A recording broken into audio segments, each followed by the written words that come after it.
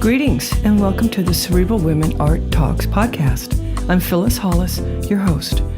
As an extension of my Instagram page, Cerebral Women, this podcast offers insights into the visual art world. I interview artists, mainly artists of color and female artists who will freely articulate what inspires their creativity. In addition, you'll hear interesting perspectives from dedicated art professionals who work with artists and the art institutions that feature them. I'm confident that collectively, these individuals will indeed stimulate your mind as they do our eyes. Please know these interviews are conducted in my Manhattan apartment, so please forgive the background sounds of city life. Welcome to the Cerebral Women Art Talks podcast. In this episode of the Cerebral Women Art Talks podcast, I feature collector Kent Kelley.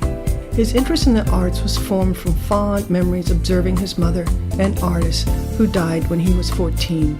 A decade later, he acquired his first works of art and in 2015 began building an art collection with the express goal of documenting and preserving the culture of the African diaspora.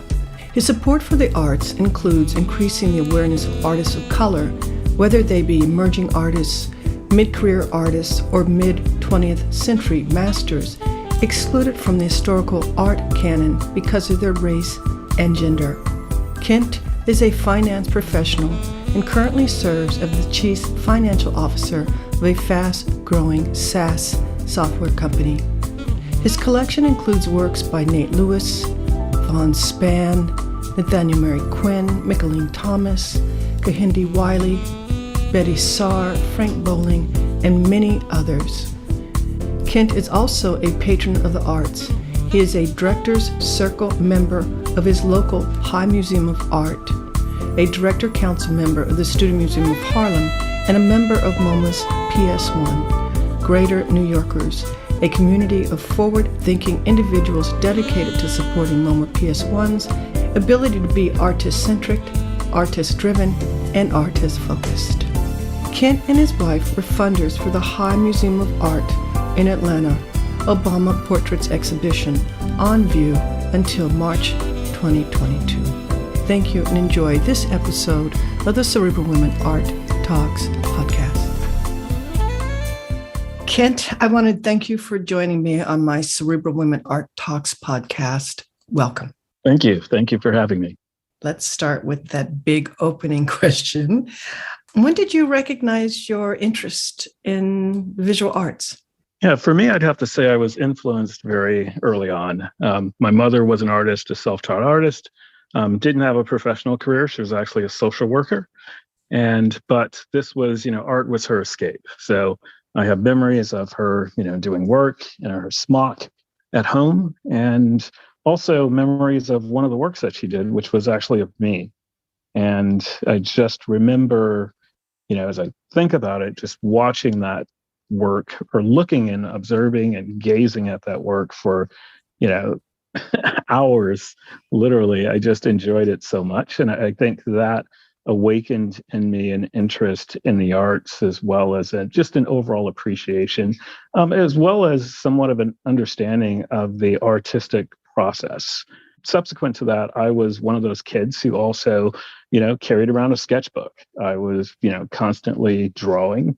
That was, my, not necessarily escape, but that was my form of expression of, spending time in that sketchbook, drawing, faces or figures or scenes. I also remember the frustration of actually, not feeling like I could get my work to the level that I wanted it.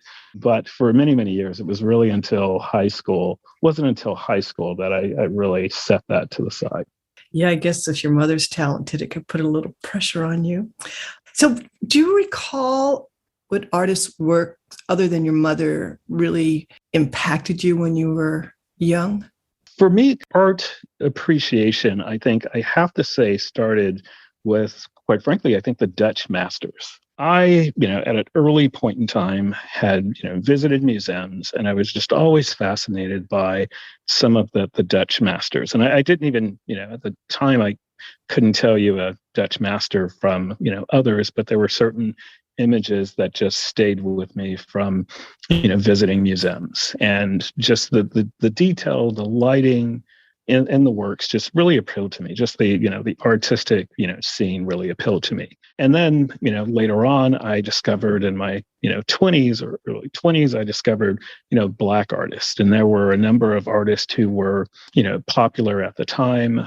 Charles Bibbs, Susan St. James. Their work was actually featured on the Cosby Show. And so at some point in, my career, I decided I needed to decorate my house. And I decided I wanted to, those were the artists that I wanted to actually put on my walls. If they were on the Cosby Show, they were good enough to go on my walls. That's great. And so fast forward to now. Other than the aesthetic appeal, what attracts you to an artist's work?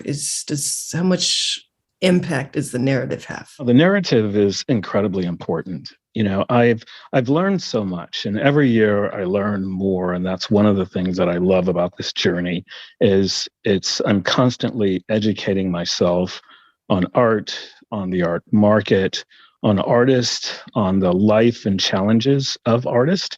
And so I'm making a much different decision now than when I was then. And I can't just say it's a much more informed decision, because it's informed about certain things.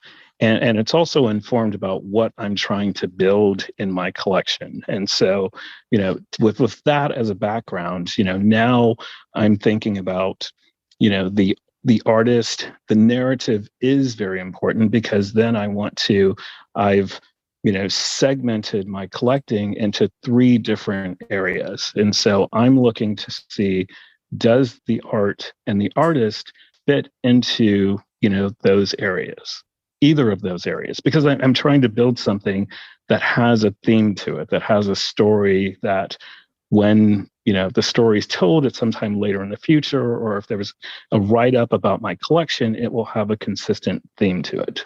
Does that make sense? It does. And when you're buying, does market appreciation influence your decision-making? That's one factor. There are many factors involved, but, market appreciation is one, but I find financial background. And so portfolio management is, part of, really trying to do. And so it has its place. And, I have a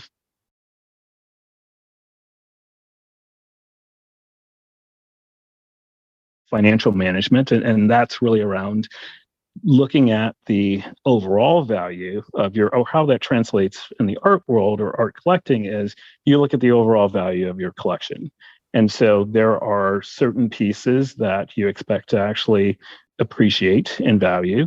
And there are other pieces where you're not necessarily concerned about that. You actually just really enjoy the work. And so I apply that, portfolio theory to my collection, which allows me to, acquire works that, should appreciate in time, but also works that I like. I never get away from, actually acquiring works that I like, but also to pursue those works that, of more emerging artists, where I either just want to support, their careers. I really enjoy what they're doing. I think they're being bold in their direction, and I want to support them. And, in those cases, I may buy multiple pieces. So there's been quite strong interest in figurative work by artists of color.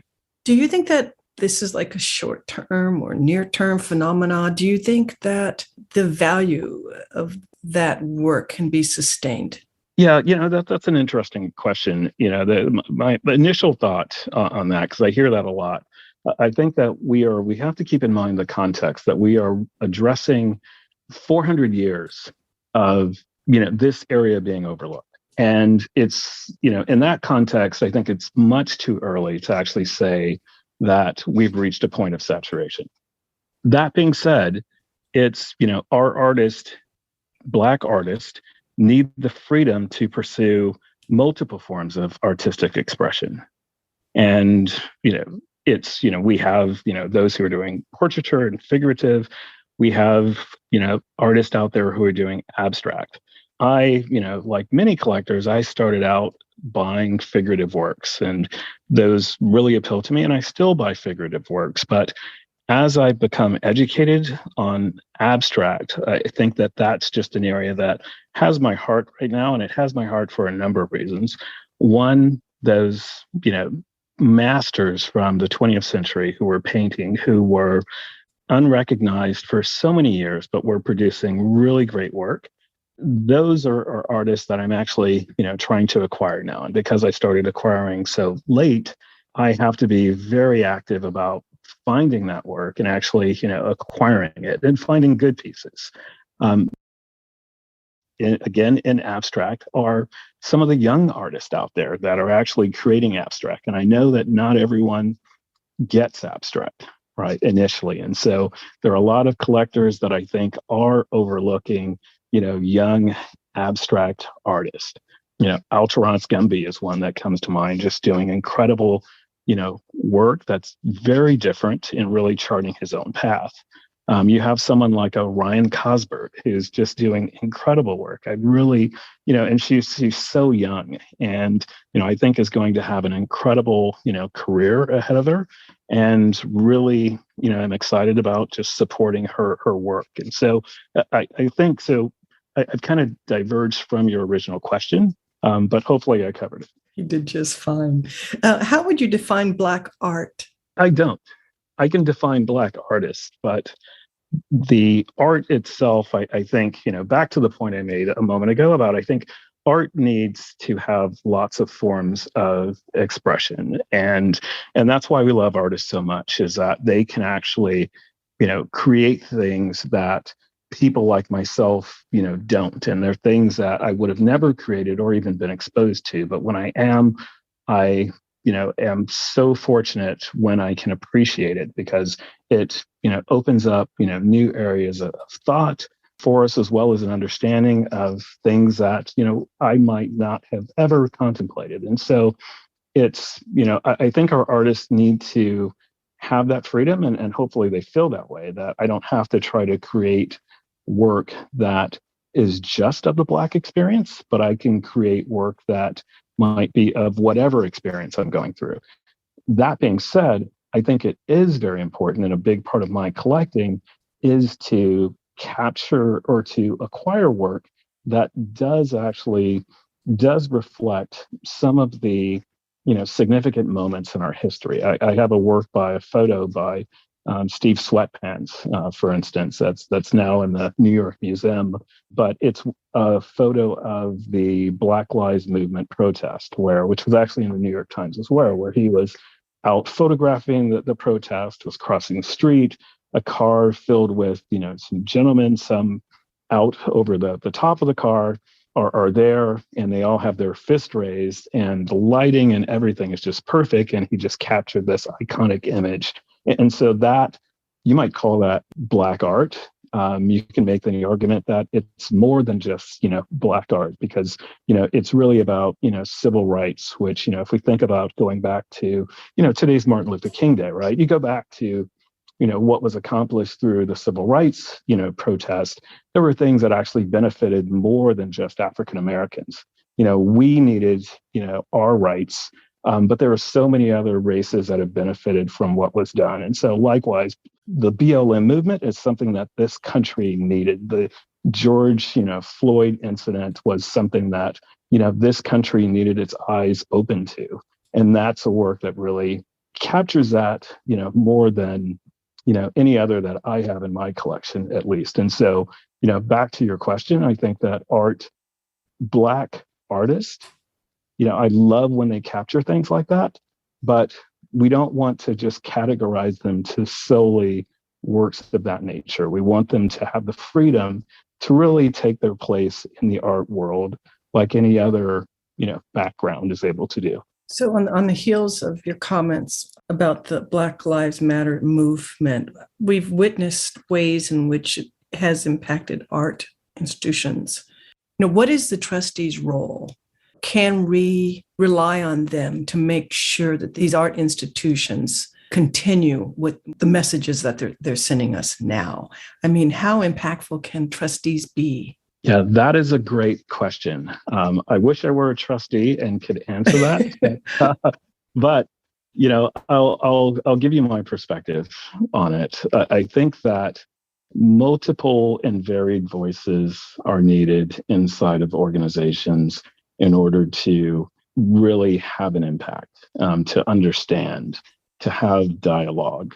And that is, if you're an existing trustee and you've been, part of a museum and you're uncomfortable with engaging, with, members of the community, who, are different from yourself, either from a social economic standpoint or from a, racial standpoint, then, you need someone else who really can either take on that role or can, work with you and help you do that. But I think that's, why there's been such a call for diversity, at the board and trustee level. I'm very fortunate. We have the High Museum here in Atlanta. I really like what the museum is doing. One, they've, been successful in actually appealing to a diverse, membership. And, if you look at the statistics that they have on the people of color coming in the doors, they've actually done very well with engaging in the community. There's more that can be done. Likewise, the director there is actually doing a lot to actually diversify the board as well, and has made a concerted effort to actually, reach out to members of color and actually diversify the board. Michael Rooks, the curator there, under him, I'm really excited about some of the recent acquisitions. We just got like an Otis Quaco, there's a Vaughn Spann, Chase Hall, Ludovic, and more, more coming. So really excited about the acquisitions, and these things are getting on the floor as well. So it's, I'm fortunate that I'm in a city with a museum that is being progressive, not necessarily advertising it. I think they could do a better job of that, actually. On that note, actually, I think Rand Suffolk, the director, is someone that you should have on your show at some point. But I think, again, for your question, museums need to be representative of the communities that they're in, as well as representative of the country. And, this is a very diverse country, and I think museums have a significant role to play in that, and, should do much, much more to diversify. What do you feel is the purpose of art?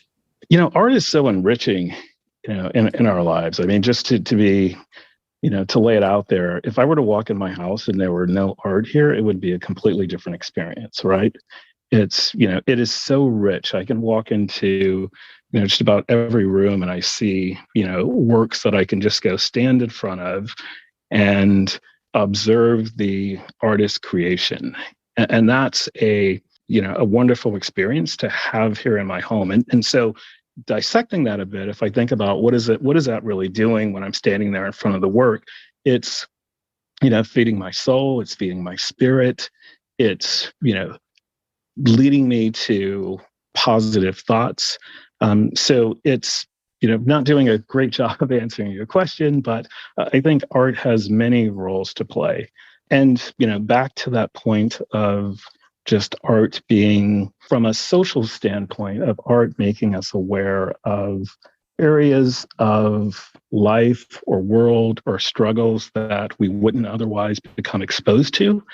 Artists play a huge role in that as well, whether it's abstract or whether it's figurative, just creating art that actually takes us out of our comfort zone sometimes and exposes us to, how others, that people like myself who are fortunate, may not be exposed to. What type of relationship do you have with artists, especially those who you collect? It really varies, and it really depends upon the artist and what they're comfortable with. But I do like to actually get to know the artist. That's part of my learning and curiosity. I really like to know their process, to get into their head a little bit and understand what does that creative zone look like for them. Like, what does and I think that goes back to me, being that kid with the sketchbook, right? What's your process for actually getting in the zone to where you feel like you can, create work? Or is it, have you evolved to a point of where you can actually, just sit down and do work? And so I do studio visits. That's a really good way to connect. And those can go, in lots of different directions. But and sometimes it is really about the art. I remember sitting down with Tariku, Shiferaw, an abstract artist based out of New York, and actually just having a really deep discussion on abstract art and even the history of abstract art. Just great discussion. Another time sitting down with Nate Lewis, where we're supposed to do a studio visit, and then it's like, we're both hungry, and so just sitting down and actually just talking about our respective upbringings and life and things like that, and just had a great discussion. But so it really varies. But with emerging artists, I think it is important that I typically want to discuss with them to get an understanding of how they view themselves in the art world, their understanding of the art canon, how they think about their process, and where they what their ambitions are. As a patron of the arts, as a collector, how do you feel you can best support artists? I think number one is, buying their work, particularly for, young up and coming artists, supporting them that way. I tell, artists, and I tell other collectors too, I don't buy out of the studio. And the reason I don't buy out of the studio is because while that may financially help the artist, it actually doesn't necessarily help their place in the art ecosystem, right? Because there's a gallery, if they're represented by a gallery, then that, when a gallery sells their work, that's, a feather in the cap of that artist, that there is a market for their work.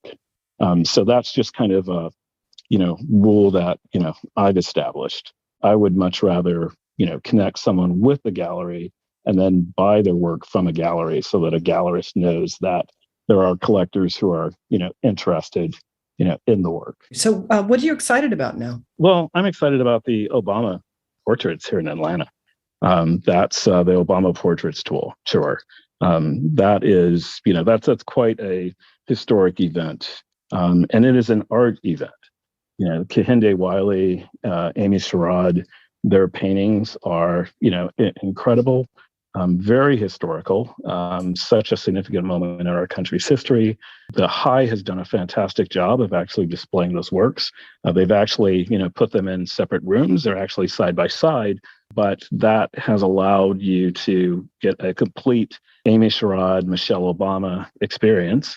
And then you can go on and actually explore the Kehinde President Obama experience. So it's great. I was there for opening night, and just a really great show. And I'm really excited that we actually have it here in Atlanta. I think it's a great thing for the city, and the interest has been high as well. So I hope we can get as many people as possible to get out and see it. This has been a great discussion. I really appreciate your time. This is going to be our last question. And it is, how do you want to impact the art world? What long-lasting impact would you like to have on the art world? Yeah, I think for me, it's really being an influencer. Being an influencer in art institutions to ensure that there's a level playing field for artists. And if you were a trustee, what actions do you think you would take? Yeah, I think, for me, being a trustee is going to be with an organization that actually I have a fit with. And right now, my activities are collecting in this particular area. Now, that being said, I don't just collect Black artists. I have, other artists who are not Black that I collect as well. But this is an area of unique focus that is very important to me. And so any organization that I, affiliate myself with, that will be, part of their mission, or if it isn't, they will want me because they're in the process of building that. And so that is where, as a trustee, I think I can be, most beneficial to them. There has to be a fit, right? It doesn't make sense for me to join some organization just for the benefit of, associating my name with theirs, if there is an alignment on the mission.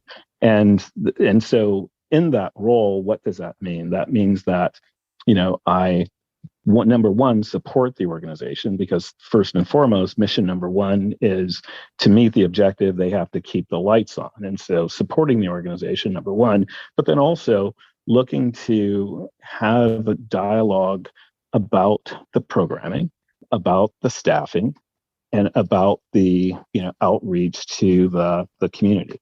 And that's the community at large. And it's not just the Black community, but I want to be part of that outreach to the Black community, and also connecting it. And one of the areas where, right, because we can't do everything, right? But I think one of the areas where I can add value is in the collector community and invigorating that collector community.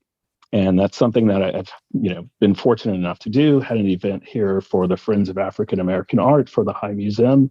Actually did a tour of the collection at my home, and that's that in itself has generated a lot of follow-on activities. And so that to me is an area that's near and dear to my heart, and it's something that I think I have a unique ability to add value, because the more collectors that we actually bring into the mix, the better it is for the ecosystem for Black artists.